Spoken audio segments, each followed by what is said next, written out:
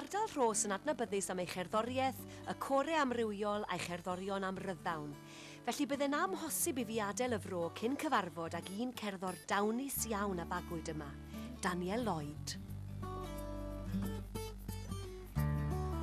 O glwb o'r hafod, gei di adael ponci I grwydro stryd y farchnad, heibio siop mor Tonys. Wel Daniel, a dy gitar, lle wyt ti wedi dod â fi gweud? Fi'n gwybod bod dwi ar fynydd fan hyn, ger Rhosllannerchrugog. Wel, mynydd Rhos di hwn, a dwi'n siŵr os ydi o'n mynydd. Ond dwi'n meddwl bod hynna'n dys di pa mor balch ydi pobl Rhos yn mynydd bod nhw'n cael mynydd nhw I hynna. So, dwi wedi treulio dipyn amser pan o'n i'n blentyn yn dod fyny yma ar beics a pellach I fyny yma yn y pwll lle oedden ni'n dod I nofio a o math o antics fel felly. Siwr wyt ti'n mynd ati te I gyfansoddi? Wyt ti'n pigo'r gitar lan? Neu os na amserlen dy ti? Wyt ti'n ddisgybledig? Ydw, dwi yn eitha disgybledig, actually. Na I fynd ati a treulio amser yn ymarfer ac yn nwdlo. Ond mae'n dibynnu, weithiau fydd gennau syniad am gan a ati sgwennu'r geiriau cyntaf, fel nes I efo gadael Rhos.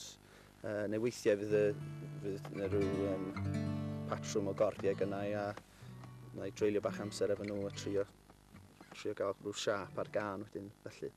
Ond na, sa'n ffordd pendant, mae jyst yn dibynnu sydd mae'r cyneuon yn dod, really. Ti wedi sôn am gadael Rhos, mae hwn yn gan arbennig. Mi wyt ti wedi gadael Rhos, dim yn bell iawn wrth gwrs, ond sonia I ni am yr ysbrydoliaeth tu ôl i'r gan yma. Wel, o'n I eisiau sgwennu can I dalu teyrnged i'r Rhos, a dim jyst sôn am sut o'r Rhos yn neud I mi deimlo, o'n I actually eisiau sôn am lefydd yn uniongyrchol yn y gan, fel dwi'n enwi clwb yr hafod a'r stiwt yno, reit, beth sy'n odli efo stiwt? A ie, golygfa cute ia, neud hyn ar tro. A wedyn siop Tonys hefyd, mae gen Tony siop ar strit y farchnad. Ac so dyma mi sgwennu can am I siop, a wrth gwrs fatha discount shop ydi o, mae'n gwerthu bod math o bethau. A nes I ddod o hyd i'r lein yno gei di brynu'r byd am bint neu ddwy. So dyma fi'n rhoi Tony yn y gan ac cofio mam yn mynd mewn I siop Tonys wedyn. Hey Tony, how had Daniel's written a song about your shop?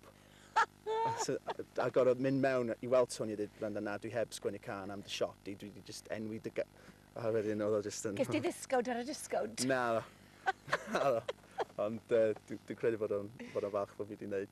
Sut fydde ti'n disgrifio bobl Rhos te? Pobl cadarn, ystyfnig, ofnadwy, proud iawn. Fel la. Mae crwyn wytha tyff ydy? Fa caled? Dwi'n credu bod, actually. Dyn ni'n annibynnol iawn, dwi'n meddwl. Dyn ni'n sefyll allan o'r pentrefi eraill sydd yn yr ardal, dwi'n meddwl. Neu dyn ni'n meddwl bod ni, falle. Lle dyna di'r gwahaniaeth.